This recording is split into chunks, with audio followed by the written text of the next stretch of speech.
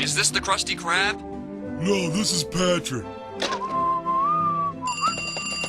Is this the Krusty Krab? No, this is Patrick. Is this the Krusty Krab?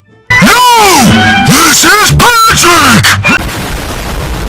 A job, something we don't want but we all need. In this world, there are some terrible jobs that make you have to deal with some of the most worst people on this planet. I mean, I am serious. Like, there are times where I've went into McDonald's or Wendy's and seen workers who get paid about $8 an hour in a hot kitchen get yelled at because someone else's fries are too cold or too hard. Or not to mention when certain Karens or certain people just randomly come in the store that day and have some meltdowns and start breaking dishes and throwing shit around. Like, somebody has to clean that shit up and it has to fucking suck. All that while getting paid $9 to $10 an hour, which is nothing in today's day and age. That's why I respect the hustle, respect the grind. A lot of people shame the way people make money nowadays. As long as you're not really hurting anyone else or fucking anybody else over, like scamming or some shit, here's to you. Get that money. Like, I see people making fun of NPC streamers. Them niggas is getting to the bag. I could personally never do it, but they done found a hack. And my OnlyFans people. Trust me, if I was a female, I would definitely be throwing pussy on OnlyFans, for sure, for sure. Not like fucking people or nothing, but like I'd definitely be showing a little ass and then maybe a little cosplay. You know, some exclusive pics you're not getting on Instagram. But even though there are some shitty jobs in this world, in the anime world, there are some jobs that I would never fucking want. So that's why this is gonna be a list of anime jobs that I would hate to have. Up first on this list of anime jobs that I would hate to have, the Anbu Black Ops. Now, in the beginning of Naruto, the Anbu Black Ops were hyped up like they were them ones. They were hyped up like they were demons. But in actuality, if you wasn't Kakashi, Itachi, or Yamato, nobody was afraid of you. They were quite literally just filler shinobi to show how strong the big baddie was at some points. Like, literally, you could see shinobis running like, oh my god, it's the Anbu Black Ops, and then everybody's shoulders are like, go down, and they'll start sighing in relief. And then they'll be like, but Kakashi with them, and then everybody be like, oh, Kakashi Hatake of the Leaf Village, the copycat ninja? The Anbu Black Ops name didn't hold no type of weight. But you wanna know what really made me not wanna be an Anbu Black Op? When Obito crashed out over Rin, man. Oh my gosh, he was giving them work. They was getting left, right, they was getting stabbed in their chest. He was going crazy with that Zetsu skin. And none of them stood a chance. These are supposed to be elite shinobi, and they look like straight up guinea. They looked horrible. Mind you, this is all for free, or some shitty one-bedroom apartment with no bed in it and some ramen. But don't get me wrong, there was some times where the Anbu Black Ops did okay, I guess.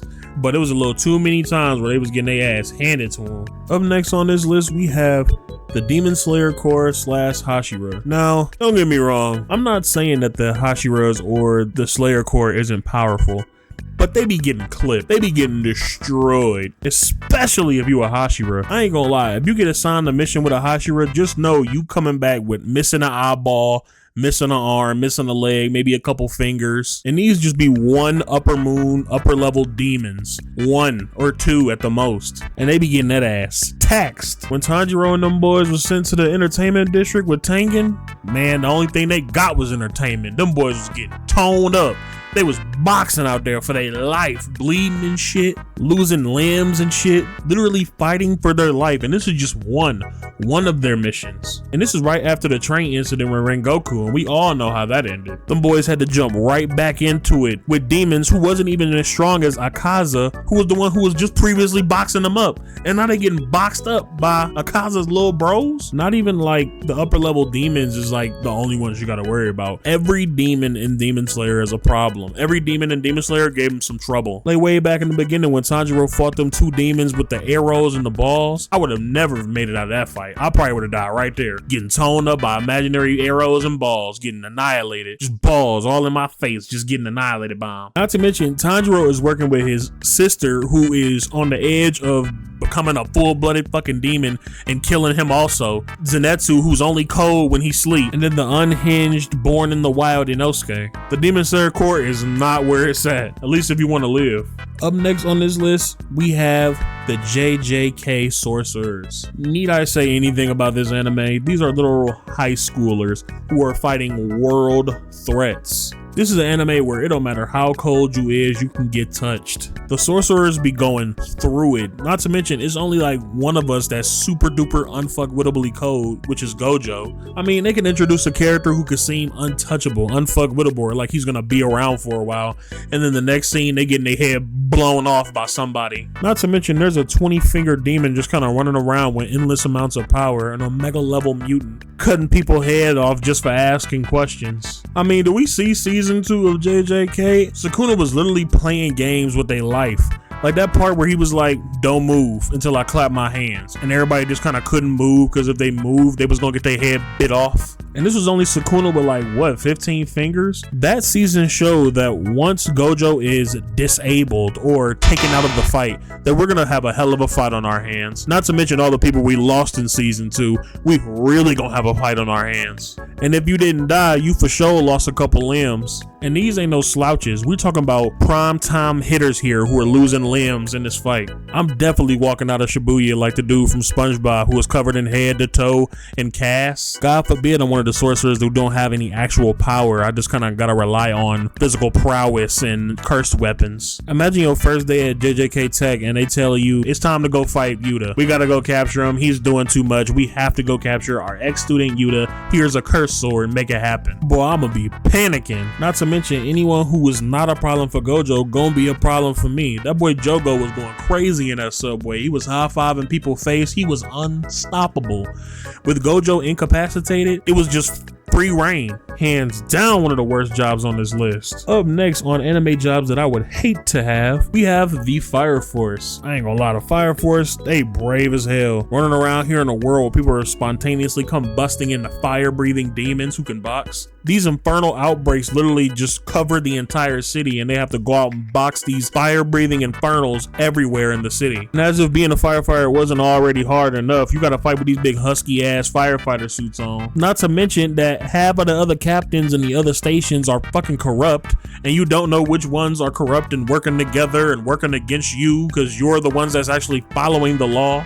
We got rogue pyromaniacs running around the city just causing mayhem just because they like fire. I ain't gonna lie, what kind of set me up straight from being a Fire Force fighter? That Sharon versus Shinra fight, boy. Sharon was putting a hurting on Shinra. He was a Batista bombing that boy. He had him in the street looking crazy.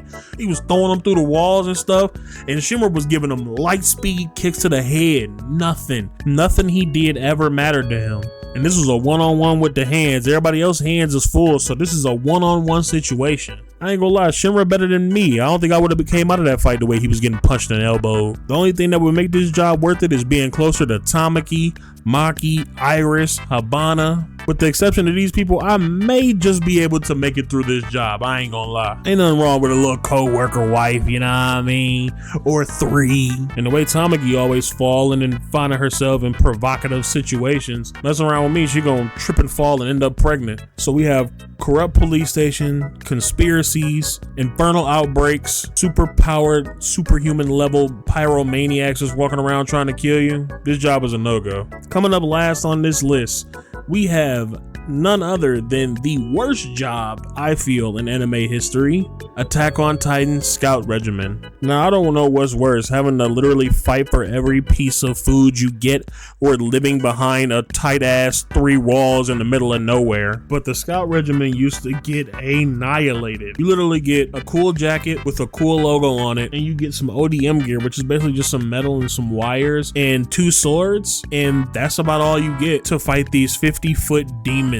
These 50-foot man-eating demons. There were so many scout deaths that made me never want to be in this anime world, or let alone a scout regiment. But there were so many scout deaths where they were getting ripped apart limb from limb by multiple titans. Not to mention, the scouts were the ones who had to run towards the danger while everyone else could make it to another wall or safety. And without giving away any spoilers here, when Captain Irwin gave them that speech when they were all cornered by the titans, like, he didn't even sound sure that they were going to make it out of it. This is the leader of the scout regiment basically going, Hey, a lot of y'all finna die, and y'all gonna have to be all right with that because it's what we do. We the Scout Regiment, and we risking our lives for the greater good of humanity. Y'all ready for that? It's people crying and blubbering because they don't want to die and get ripped alive by fucking Titans. Even Levi's squad, who was like some of the coldest people with the ODM gear, they was getting their ass torn the hell up. They was getting their back beat in. I'm talking about a Violet Myers back beating. Also, some of these Titans were kind of just chewing on you and not killing you right away because they were a little acoustic. I mean, these people at the Scout Regiment was literally offing themselves so they didn't have to fight the Titans.